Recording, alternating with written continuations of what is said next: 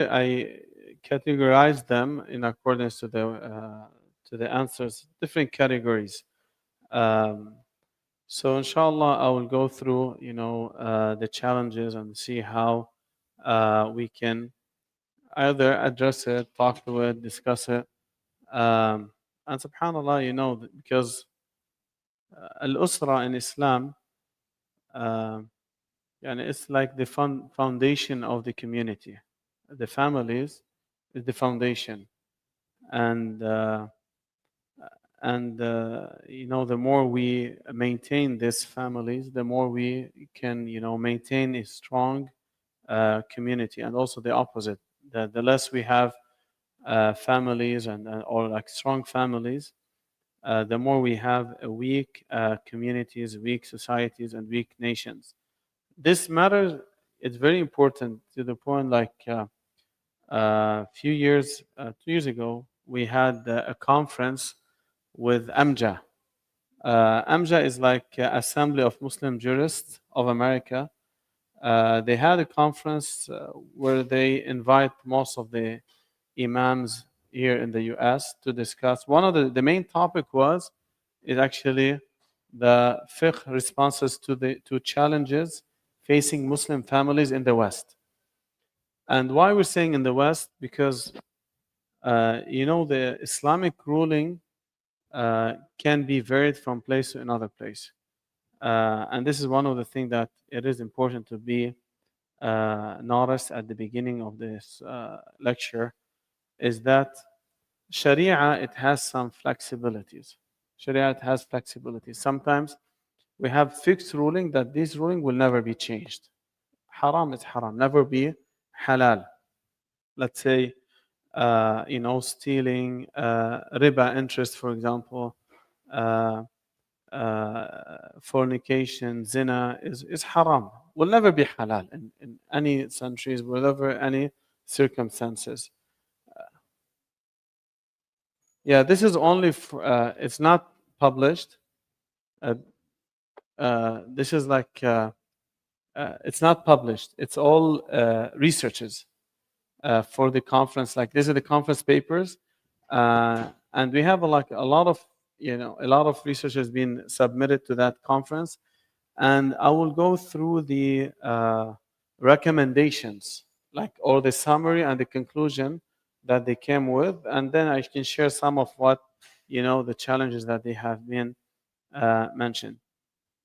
So yes, the ahkam, the ruling, as I said, we have fixed ruling that never be changed, from now until the day of judgment. This is what Allah subhanahu wa ta'ala says. We have also some flexibilities with other rulings, like the ruling that are being related, for example, to the customs. That's why the first session we had in this month when we were talking or addressing families, I started with the customs. Sometimes some rulings, are actually related to the customs, a'raf, how the people are dealing with. Then the Sharia comes to either approve or disapprove what they are doing. Or it's like this, unrestricted.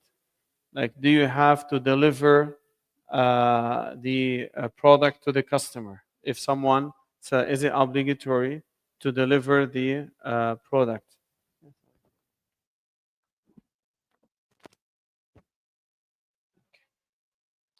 This is my son.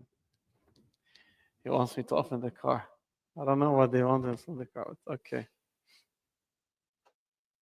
So yeah. And we have to know another important thing. So as I said, we have fixed rulings. We have flexibility in some ruling that they are related to a'raf and urf and customs. And also we need to know one important thing, that Sharia came to stop the harm, stop what is haram. Yani Sharia doesn't want this haram to take place in the first place, right? If that haram cannot be avoided at all, things like, you can't avoid it, Sharia comes to limit and, decrease the amount of harm. All right? Is it clear? Like sometimes, let's say, I'll give you an example. uh, someone in some circumstances, riba is haram, right? It's haram. And riba will never be halal, all right?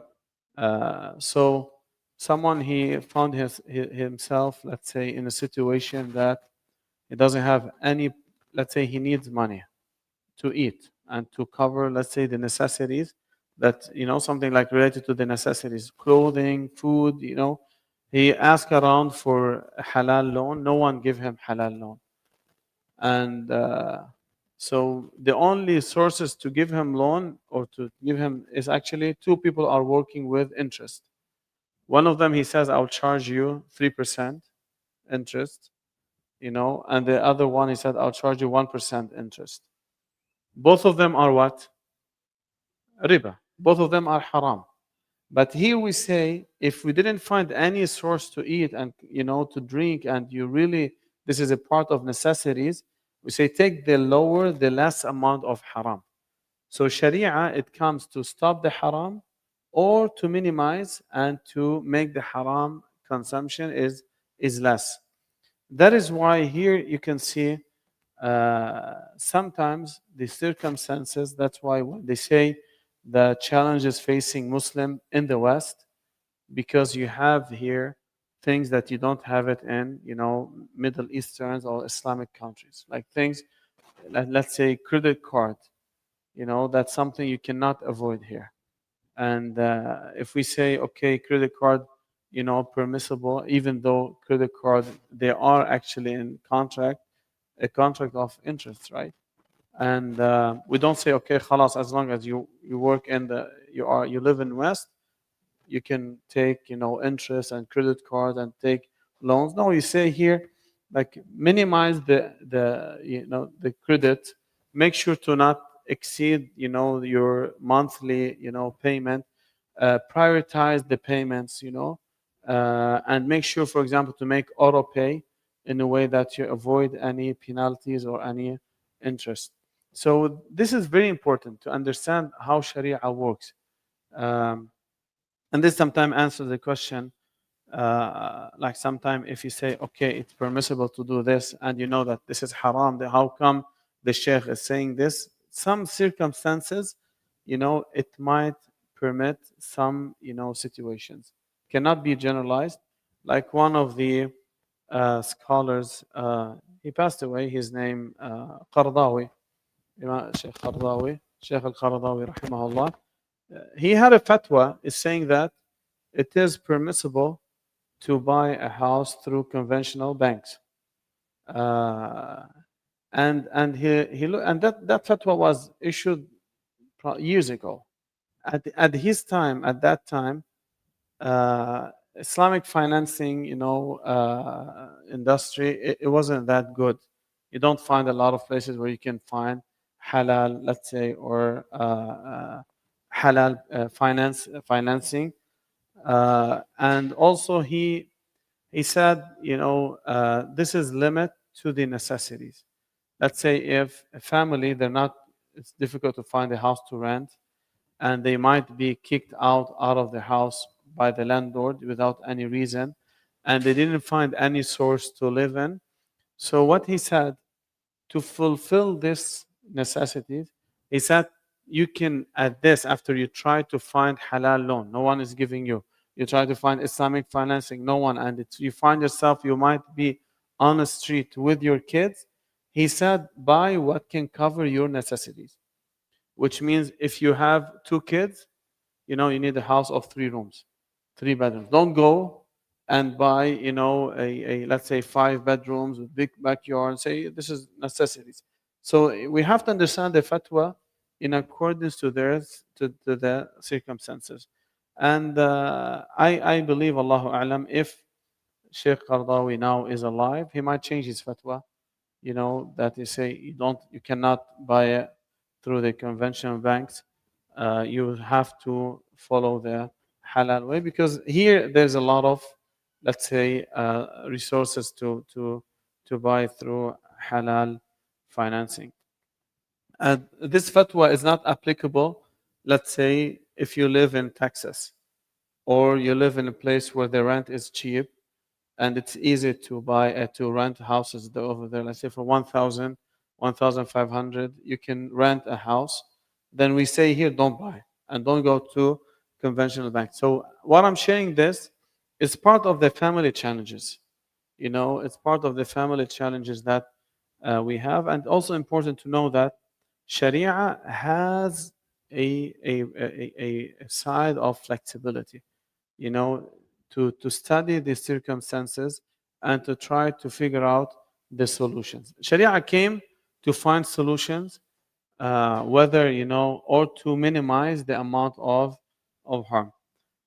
So families, they are facing a lot of challenges in the West, in America, and this is, subhanallah, undeniable. No one can deny that we are facing a lot of challenges, and also it is an obligation upon each one of us to, uh, to work on securing and protecting our families. This is an obligation. Allah subhanahu wa ta'ala says in the Quran, يا أيها الذين آمنوا قوا أنفسكم وأهليكم نارا.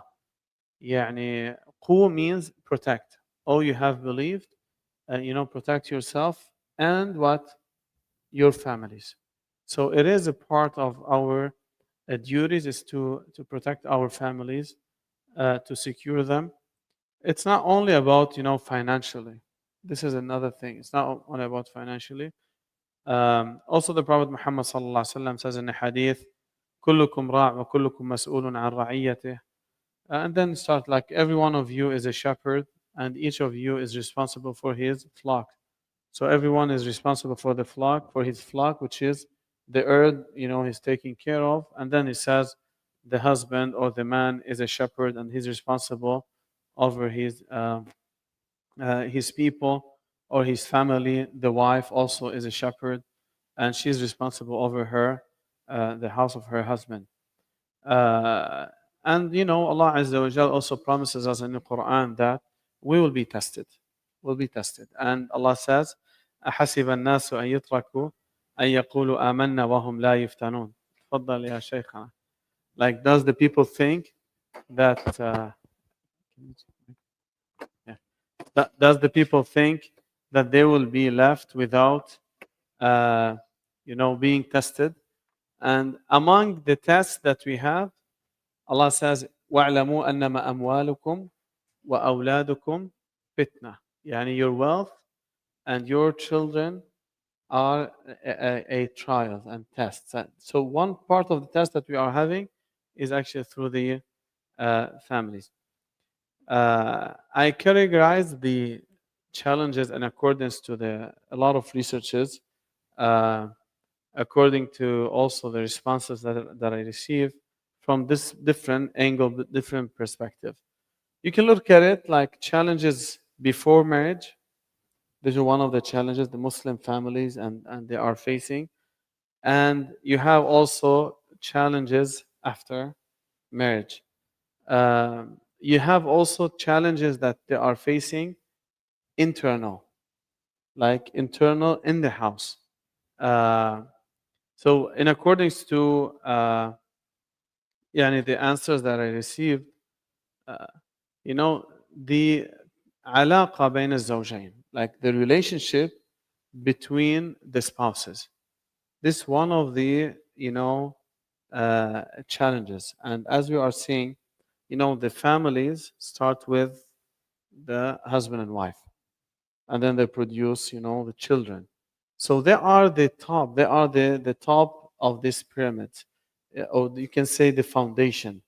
If this foundation is weak, everything after that will be weak. The foundation of the family will be weak. And subhanallah, in the West, one of the main problem that I've seen in accordance to the studies and researches, that the weak communication between the spouses. It's one of the challenges, weak communication between them, and the distribution of the roles of the house. Also another challenge. Like where we live, let's say in the West, most of the wives are working, right? Most of them. Are they forced to work or are they working willingly? What do you think? Are they working willingly or they are forced to work? Forced by who? Mm. 50-50. Huh? By the need. Yeah, it's good. By the need. Sisters, what do you think? Huh? By the economy? Ah, economy, which is like the needs, you can say. Uh, so now look, the weakness of the weak communication between the spouses is you can say it is because she's working 8 hours and he's working 8 hours a day, maybe more. If you add to it the transportation, and sometimes uh, he's working on weekends, she's off on weekends, and you can see how can this relationship be strong if they don't recognize that wallahi, we have a problem with the communication. We're not communicating, we're not talking to each other, we're not having a good time. That will lead what? A lot of disputes, conflicts, and it's end up by divorce.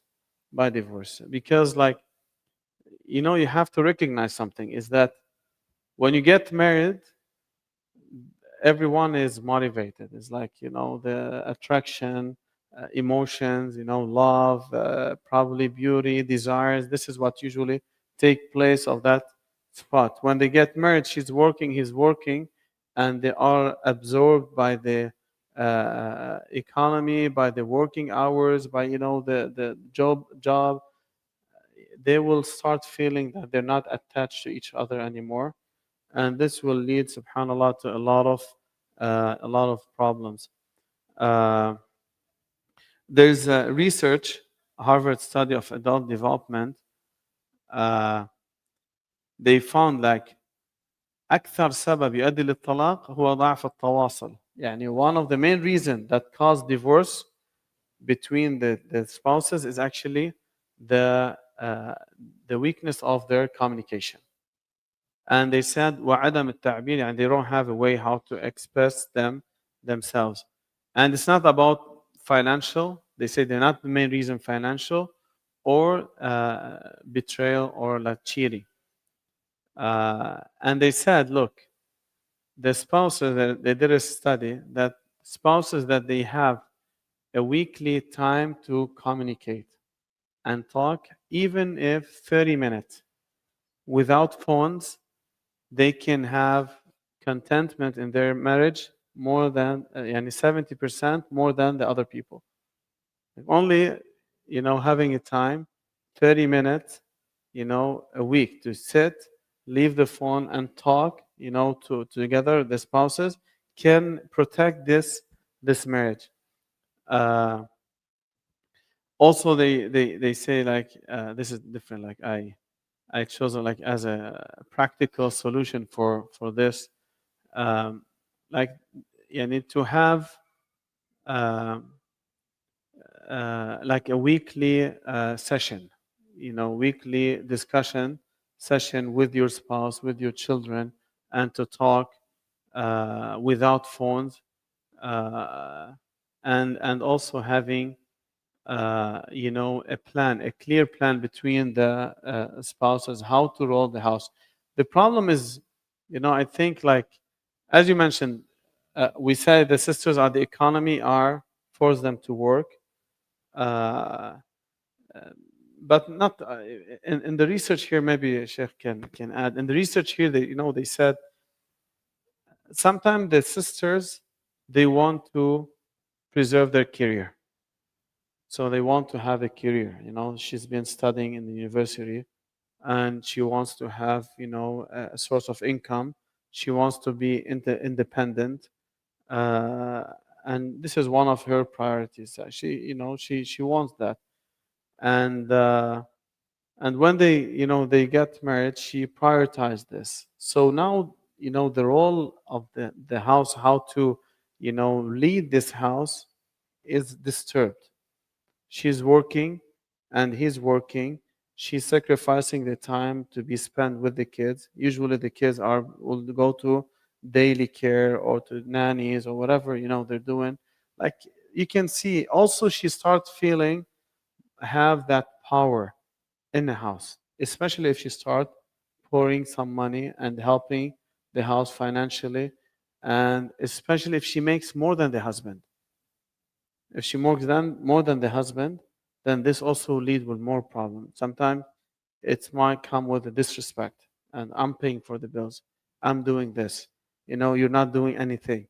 So subhanallah, this is the thing that I'm seeing a lot, to the point that she sees like, uh, I don't need you. Yeah, I don't need you. Why do I need to get married? This is one. Sometimes what happened is actually, and we have to be, let's say, yeah, this is mentioned in the research. Sometimes the husband tells his wife, I don't want you to work, and I'll provide for the house. And after she give up, she sacrificed, this part of job. She's still at home. And then after 30 years of marriage, he divorces her. And she has nothing. She doesn't. She's actually weak. She cannot work anymore. She cannot provide for herself, and it's end up, a lot of marriage contract. They put the deferred mahar as $100. So he gave her the $100. I say, "Yalla, salam alaikum."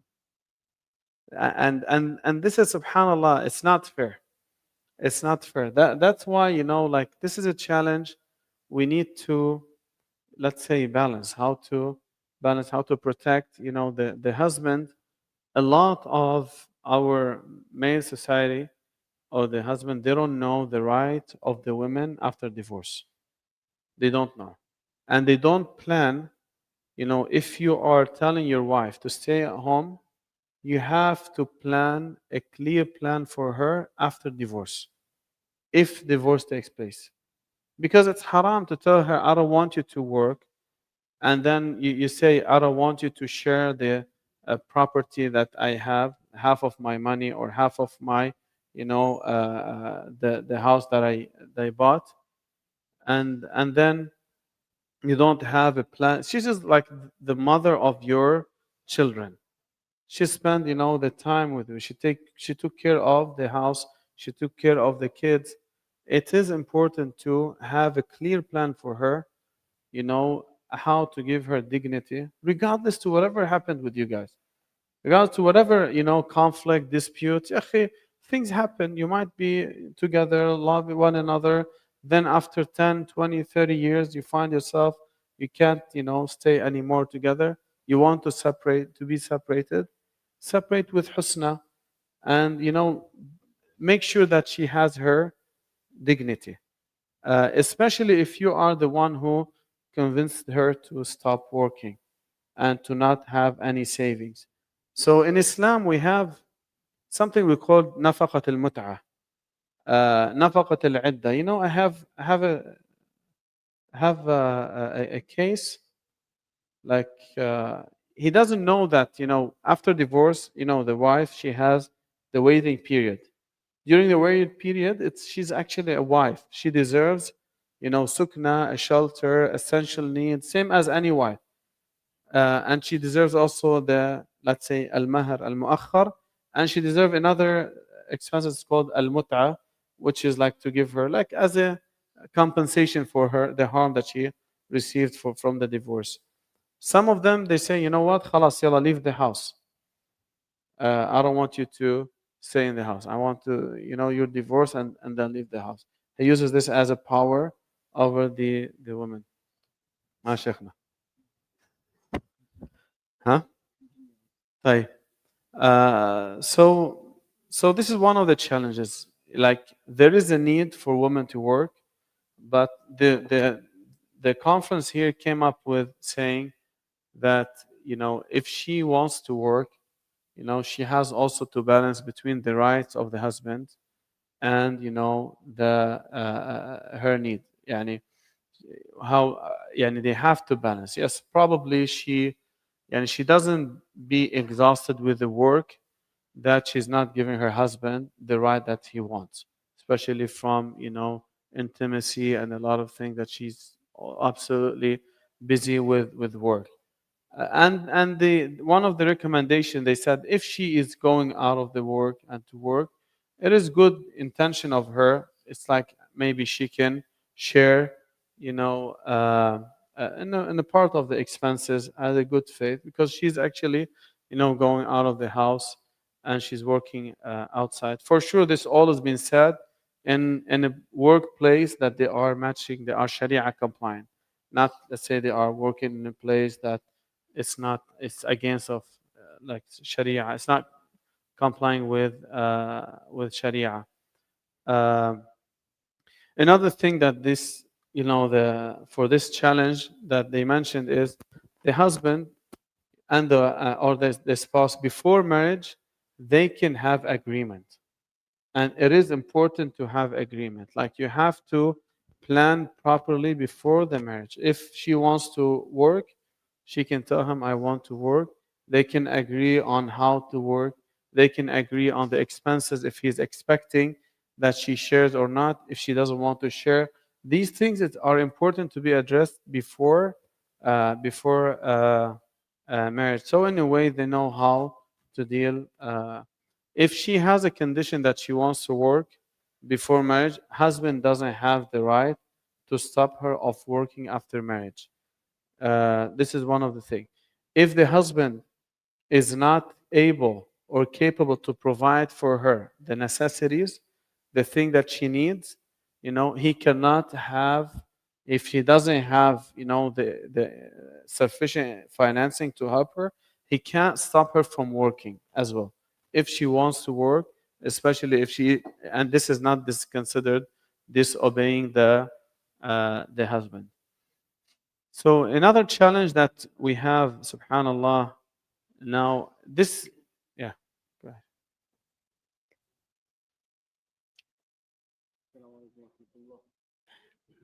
So, So a lot of when the when the Sheikh asked the question of uh, do most women work out of force or out of need? And looking at the situation today, especially in our environment, a lot of there's both. Force very less, but there's two main things you'll see in the newer generations. Obviously, the living standards, how people want to live in their daily lives. So the more one of the challenges is you you're surrounded by media, you're surrounded with peer pressure, with the friend circles, and all of these things, they factor into a person taking a decision of what should I do or not do at this time. And a lot of times, you know, I've seen many people, women folk especially, when they reach their uh, 30, late 30s, 40s, 45s, and then they say, you know, wailul lil career, you know, they say the the career is nothing because of how much challenges there is out there. So, but then you only reach that stage and point because of what you wanted at that time. So like I said, there's two reasons a person does this. One is because of what you want, and what the families want is when it's not based around deen and understanding of deen. I remember, subhanallah, what a beautiful example, regarding one of our elders. He said that, you know um, there was a family, and the child came back from school, and the child said, I want new shoes. I want new shoes. So they couldn't afford those new shoes at that time. So they said, let's make mashwara in our house. So they consulted with the family, and they asked the mother and the father, and they consulted? Do we have with the child there? Not just bluntly saying that we don't have it or we have it, but consulting with the child and saying that, look, this is our financial situation. Do you think it's better we can wait a little bit or later on? So when deen is not there, when you're not surrounded with people with religion and deen, then you face all these problems. And then when you're older, you're cursing your career because your purpose of life is so different, and you don't even know what you want at that point. You're under this pressure that I need to go for this holiday and these kind of things. And then the second one, a lot of times, and it's true, a lot of times people are doing it out of need. So when it's out of need, like Sheikh said, it has to be a place of place where Sharia Sharia, your deen will not be compromised. Your religion will not be compromised. It has to be that kind of environment, because if you look at the statistics, how many families break up in North America, in the Western world, it's because of work. When they go to work, whether it be from, and obviously the male side controlling, looking at the environment as well, being cautious, being very uh, looking at it very minutely and saying that, look, I'm going to work and I fear Allah subhanahu wa ta'ala there as well. So, there's all the keeping yourself away from these kind of places where you would be endangered. These are important. So there's those two things, but most important, it comes down to um, the environment that you surround yourself with, and the most uh, best environment would be those people who don't talk about the worldly things too much. And whether it's from when people invite you to their homes, when people invite you to their families, you have to see what kind of discussions happen there. And these discussions are only dunya. You rather avoid these kind of places and stay away and go to those places where the deen is being talked about more, where how to educate your children and focus on the uprising of children, etc. So this is my 5 cents in this matter, but Jazakallah it's khair. very beneficial for myself and all. Jazakallah khair. And subhanAllah, what you mentioned about compromising and securing your identity is one of the challenges that I've received many response, like they're saying one of the challenges is that how can we protect our identity? And this comes, where you work sometime where they are celebrating, for example, their let's say their festivals or whatever religious, cause that they have. By the way, subhanallah, like as I mentioned at the beginning of the lecture, that the customs are different, right? Before, the reason why women didn't have the chance to work is not as of like a lot of people they say because of um, like disgrace or stopping the women from working, because the nature of work wasn't actually compatible for women to work. Now with technology, like before, to be a farmer you need to, it needs a lot of body work, right? Or to be a shepherd, or even to travel, it used to be very dangerous, for someone to travel from one place to another place. That's why all of this works used to be limited to men. Now with the machines that we have, and a lot of things, it gives a lot of chances for women to work. And Islam doesn't stop women from working, by the way. It's not. Islam doesn't say for women don't work. And this is one of the actually a hadith that the Prophet said to Khalid Jabir bin Abdullah. He told her, uh, جدي نخلك فإنك عسى أن تصدقي أو تفعلي معروفا. يعني go work, harvest, the palm trees that you have. Probably you might do something good, or maybe you can give like charities. So Islam does not stop women from working. This is her right. Uh, But Islam regulate, the type of work. And subhanallah, what we're seeing, yani my call today is like for all the spouses that that they are married, their wives are working, and you are also working. You have to sit down and discuss how can we perfectly plan and communicate and secure our family. This is very important. As I mentioned, like Islamically, the husband is the one who is entire or يعني, assigned, he has the liability of spending expenses, even if his wife works. Whatever she makes is her own. It is important also to discuss this. Like, if alhamdulillah financially you're good, you don't need your wife, let her, have her saving, this is her right. And we tell the women, don't use this saving and being independent to encourage you to say, you know what, I don't need to be married. I don't need to be married. It's an obligation on both sides to sacrifice to secure their kids.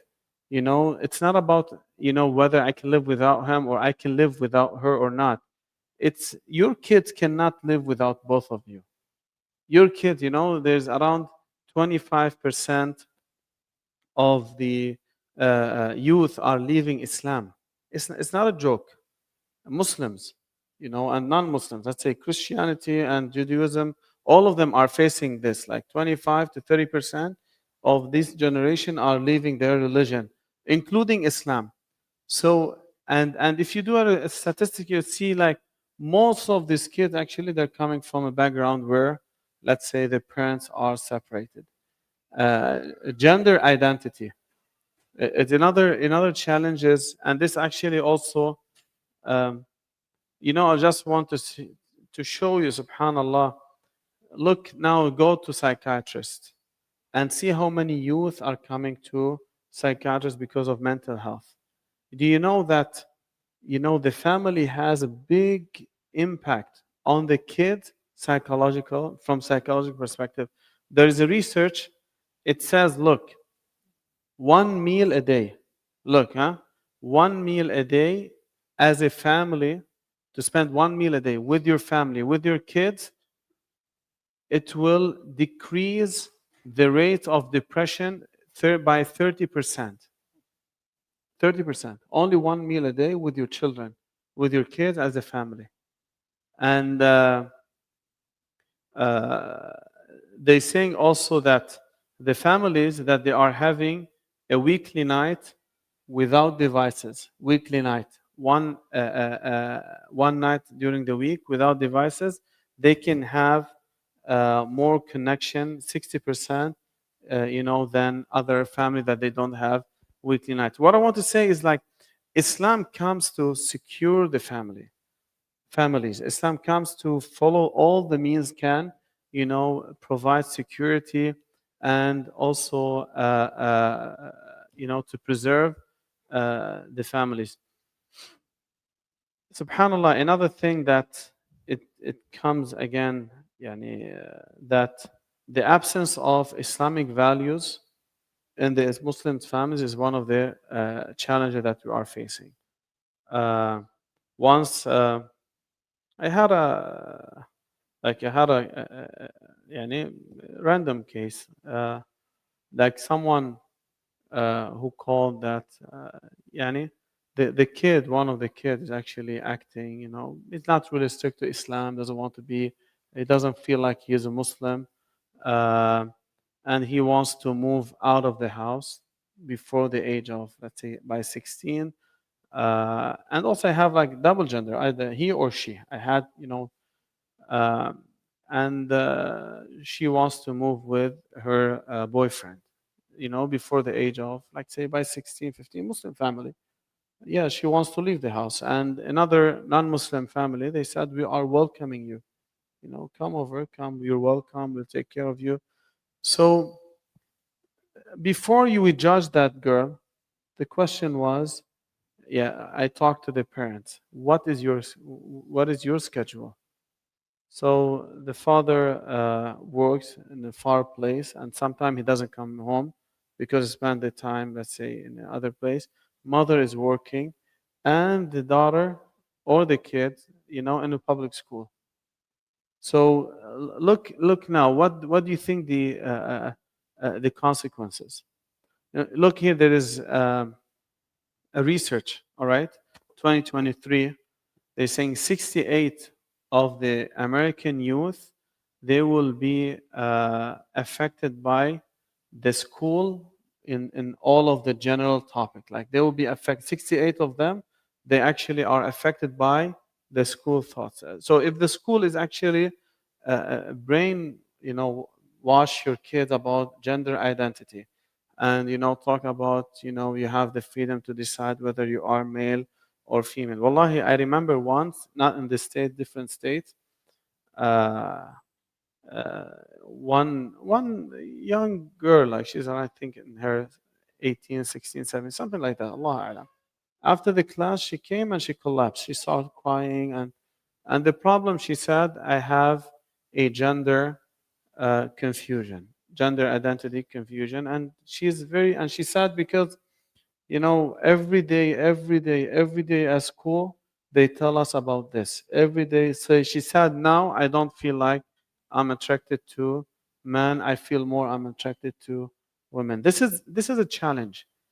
This is a challenge that we are facing, and this is a challenge that we have to work on. How can we secure our kids? Uh, I received from one community, let's say one organization, they try to have a better connection with the Ministry of Education to start to limit, the early sexual education. They're saying here, the sexual education starts from the grade two.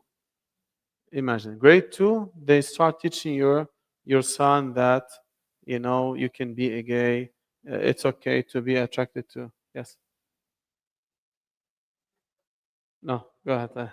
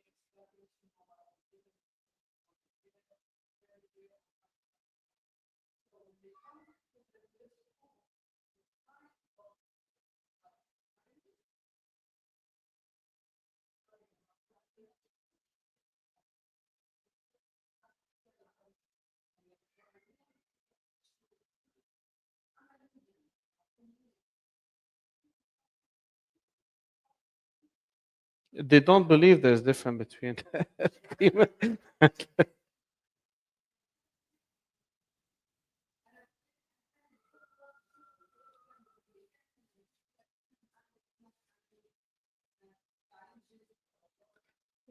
فأنا ما فهمت يعني أنتِ بتقولي إنه هذا يعني أنا I'm misrepresenting this, or أنتِ saying that they're not going into against the Sharia.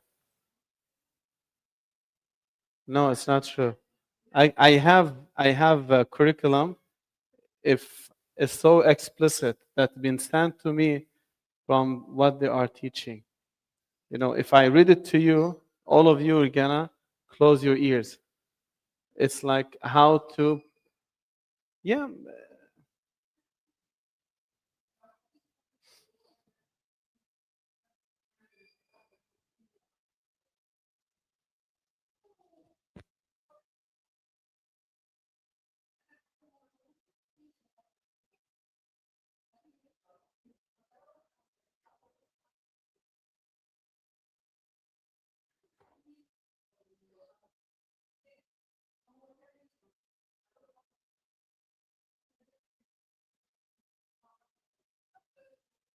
Yeah, هي no.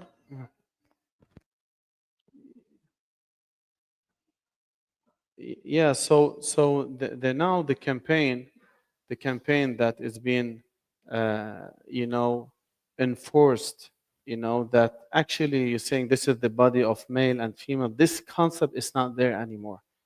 You will be in a big problem as a teacher if you addressed someone he or she. You have to know how to be addressed. Is it they? And if he tells you I'm they and you address him he or she, you'll be in big problem. No, they are.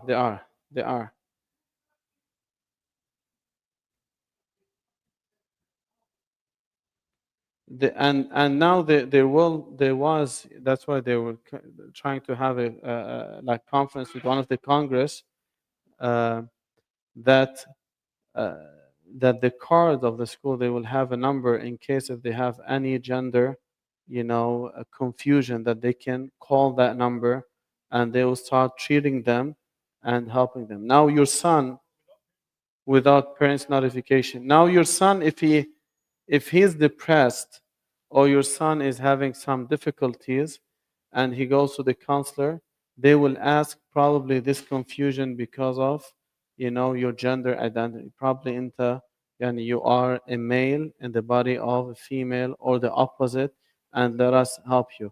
So it's like the enforcement of the gender and the celebration, for example, during the Pride Day, and all of that has become like something more official. For us as Muslims, we need to be aware of this. What we're saying, yani we need to be aware of this challenge. We need to educate our kids, about this, Islamically we know it's haram. So sometimes they try to, you know portray like what we are saying. We say it's haram as a violence. No, we don't have to enforce our teachings on anyone else. Everyone, they have, if this is what they believe, this is theirs. But we don't want them to enforce, that these values on our Muslim children. We don't say we respect anyone. We deal with them based on respect. And this is one of the challenges that been mentioned even, in the conference, that if they saying, if one of your kids decides to change his gender, and became, let's say, he trans from being female to male or the opposite, what they recommended is don't kick your son out of the house.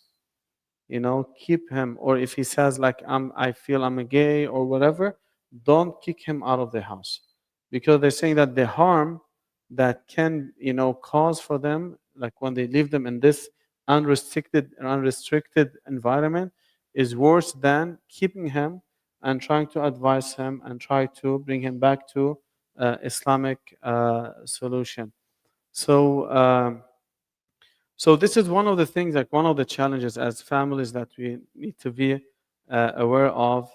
As I said, like we need to be part of the PTA, the PTAs, that school in the school committees.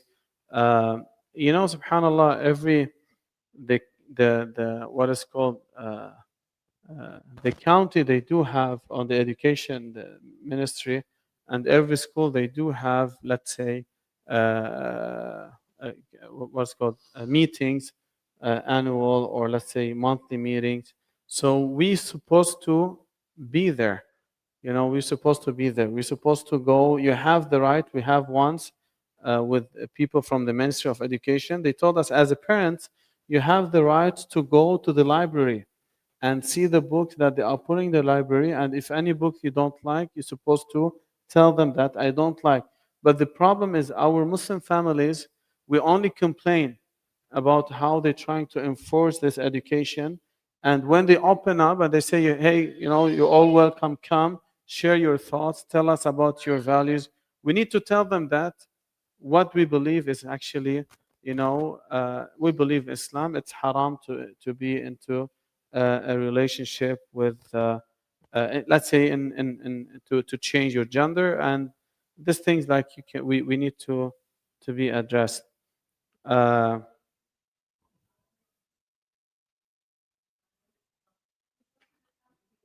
the school, yes, if you find any book in the library that does not of the school, that it does not fit, the age, like, a lot of families they found that say, um, I have a lot of uh, they, they they they show, inappropriate education in the library. um, I don't want to open up, but anyways, for let's say grade 1 2, they put these books. If you see them, you have the right to say that this book does not fit, this age, and you report it. So you can always try. You can always try if they are, let's say, very explicit. You can try, but you have the right. And he told us, a lot of families, they don't know the power that they have in schools. You have a huge power, to share and to address your concerns.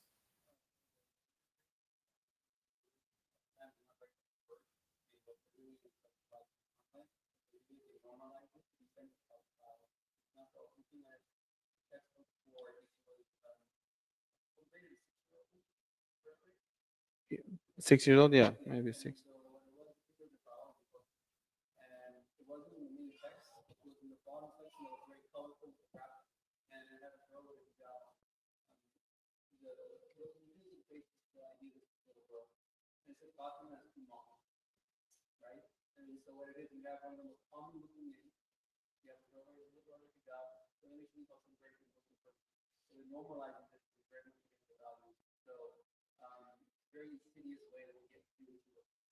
Mm.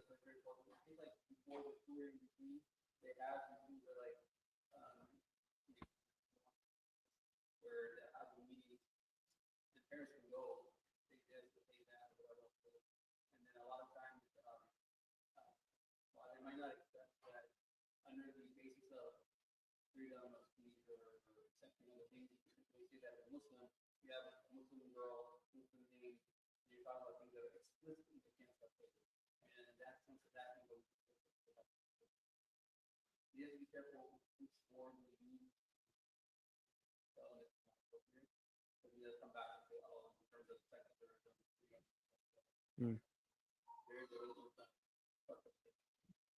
Yeah, so we have to be active. Like, the issue is now, I started with, working matter. Like, imagine now, as I mentioned, like, the father is working 8 hours a day, the mother is working 8 hours a day, the kids are going to public schools, all right, and they're disconnected from the masjid. They don't come. This is one of the challenges, one of the problems. They don't come to the masjid. They don't, be part of the masjid community.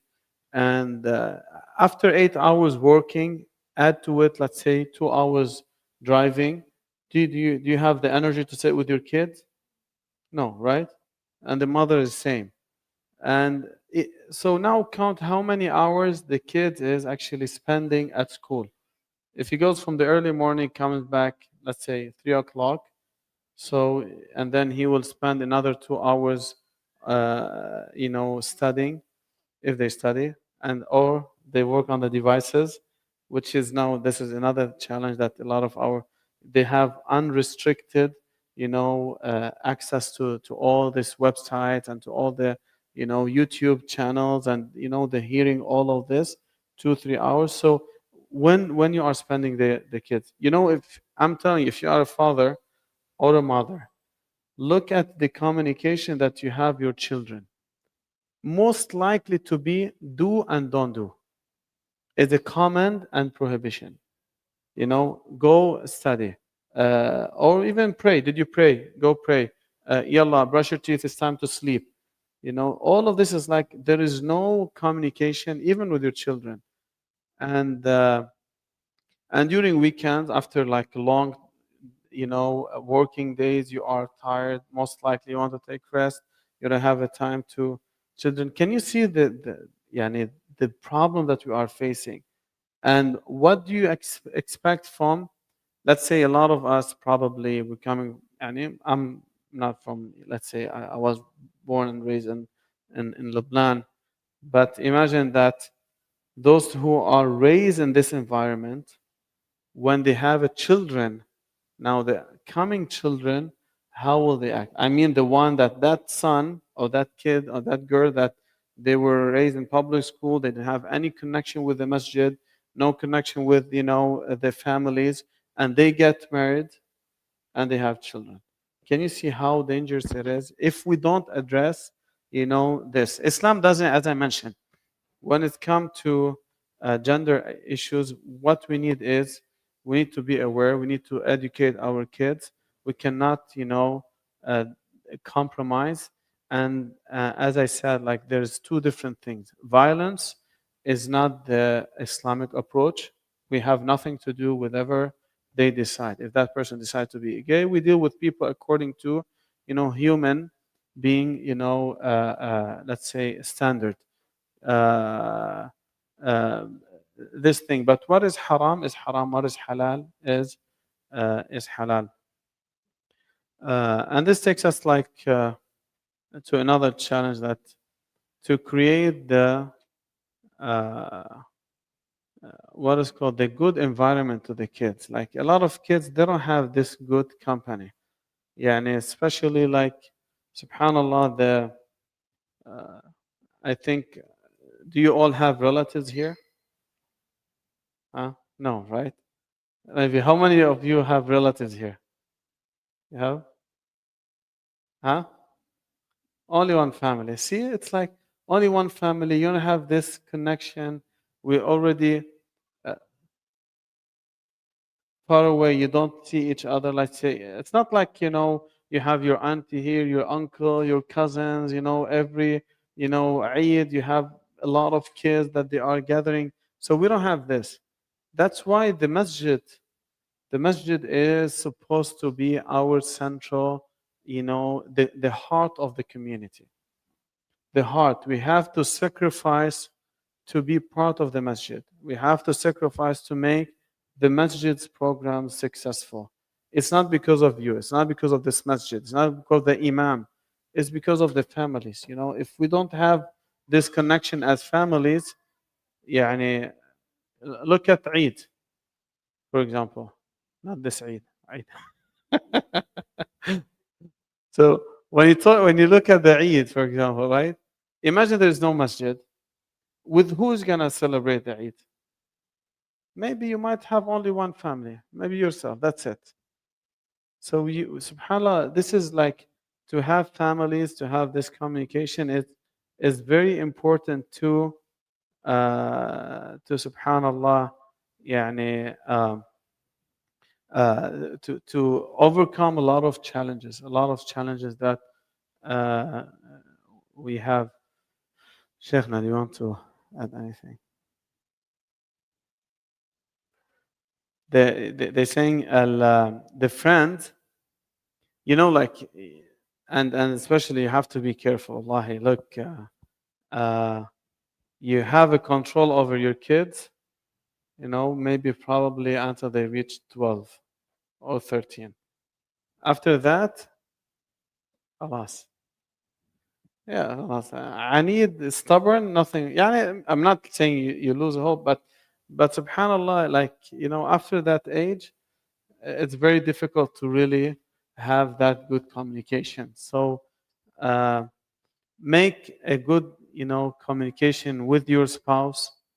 Which we talk about the work challenges. The wife is working, the husband is working. We say it's not haram for women to work. It is halal, but make sure to have a good planning. For the husband, if you tell your wife not to work, make sure to make for her a good plan in case of divorce takes place. It's part of you have to secure her dignity. She's spent 10 years with you, sacrifice, cooking, helping with the house, taking care of your kids. She deserves to be honored. She deserves to be, given some dignity to not to beg people for, money. So have, communication with your spouse, with your kids, splitting the roles in the house, letting the leadership of the house be to the, to the husband, as Allah subhanahu wa ta'ala mentioned, having good, shura, communication, mutual consent, in regard to things. This is how it can go, inshallah. Anything? Any questions? Actually, I have 99 recommendation from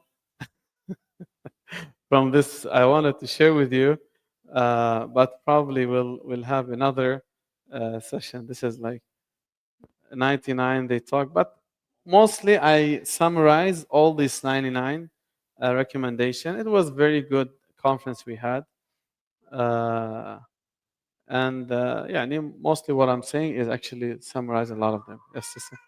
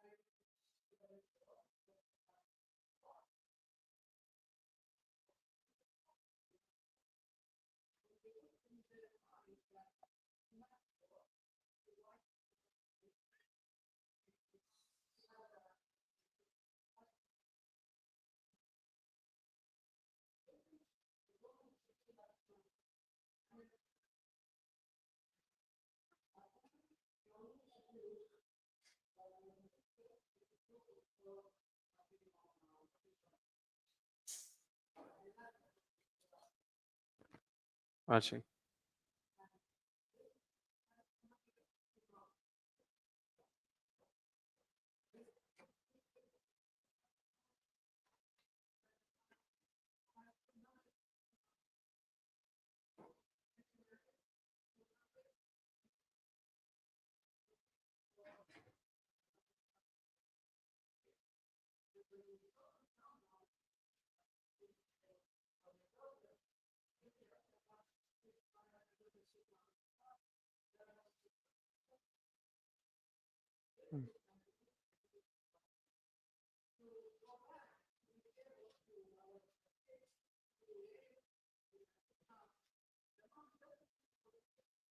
So just to like look, in term of working, Islam doesn't, yeah, and yeah, it's not preventing, and now with, let's say working or not, it's now the current situation, she can work from home, she can succeed in her life.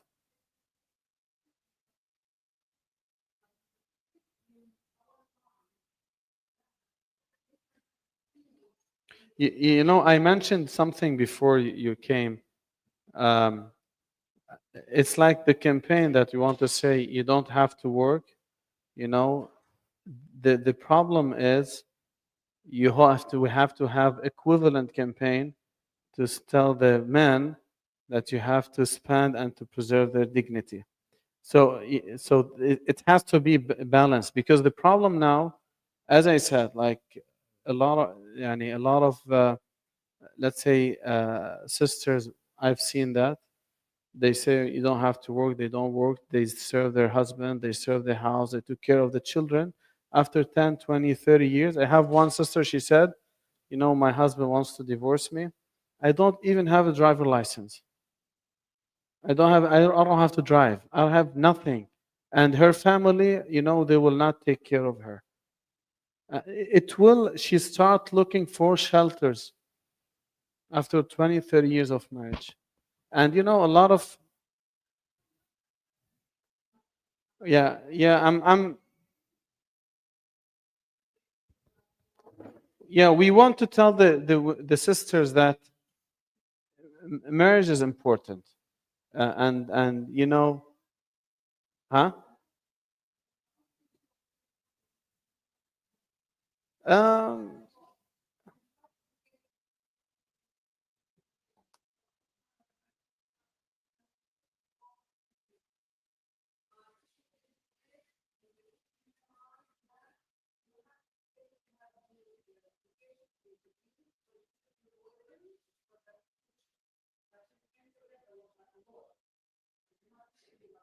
so look, this is the thing. Like, uh, a lot of things in our life, circumstances changed.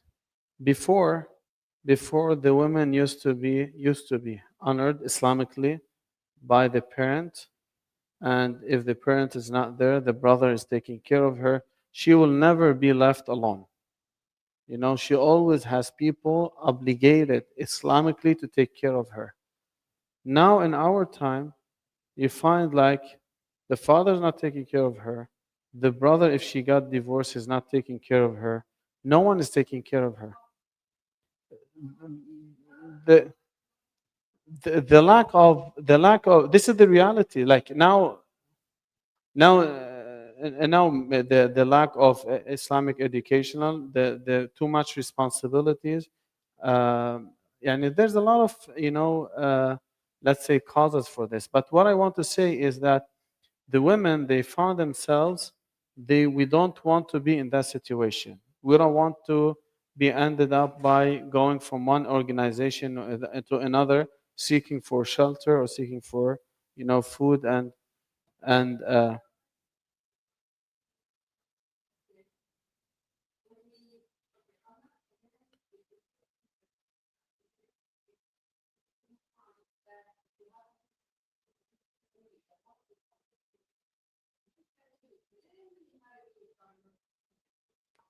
it's true. It's true. This is the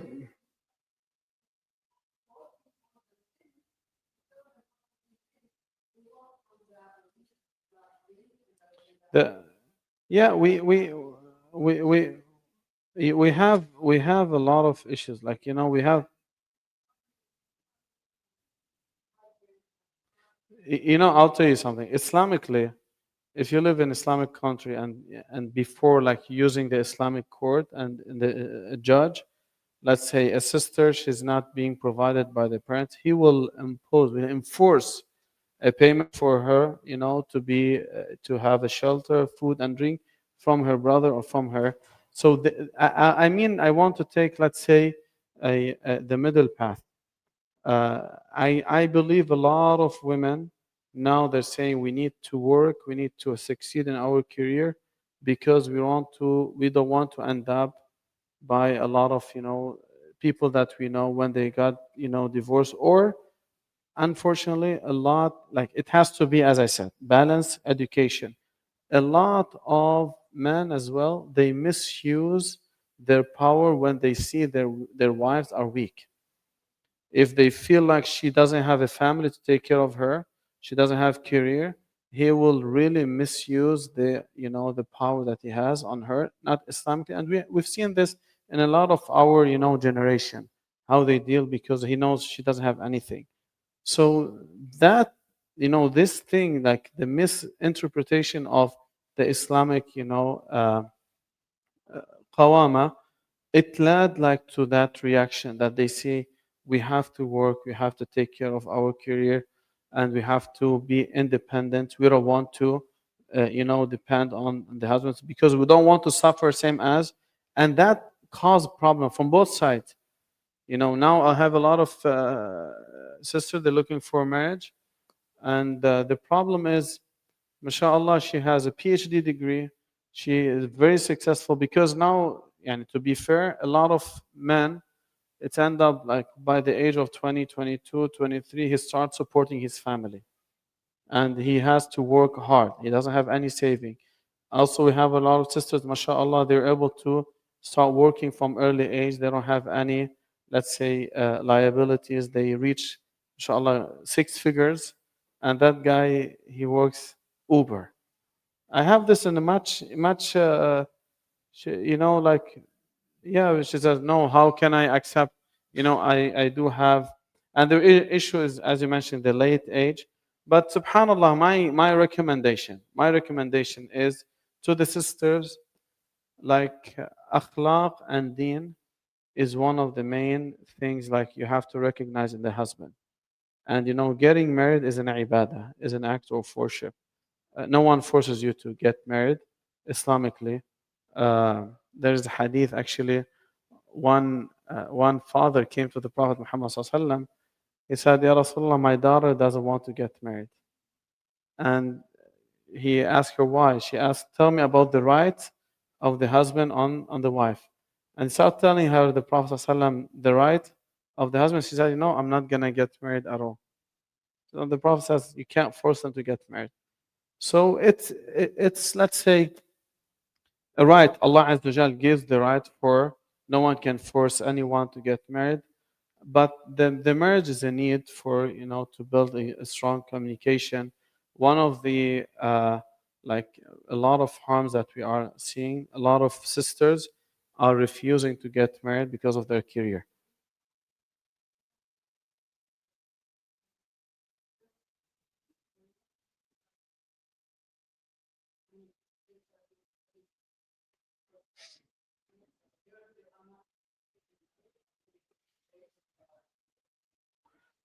No, yeah, but look, alhamdulillah, to be honest, I don't see refusal of marriage, like from uh, no, I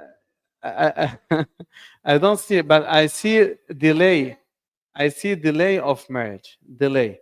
Delay, it's not refusal. Like it's still we don't have this, yani, alhamdulillah, even the feminism campaign, it became weak to tell the women, you don't need to work, for them, because they're saying you don't need to get married, you can have kids without Islam, without marriage.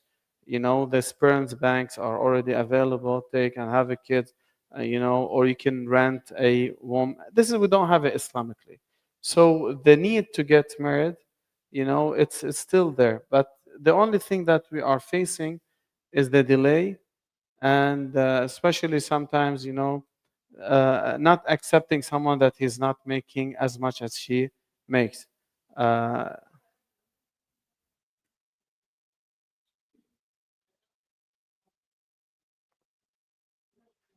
we need, huh? Yeah, yeah. No, no, like no, it's not. It's طيب جزاكم الله خيرا. ها كريم, you have something? جزاكم الله خير. If you can help us with the chairs, جزاكم الله خير. We have a lot of challenges. We didn't go through them, but inshallah. Next week we're having our potluck, the monthly potluck, inshallah, here at the masjid, inshallah. Tomorrow we're having a conference to support Sudan, inshallah, after Isha. And the women, they have a night potluck. Have you heard of it?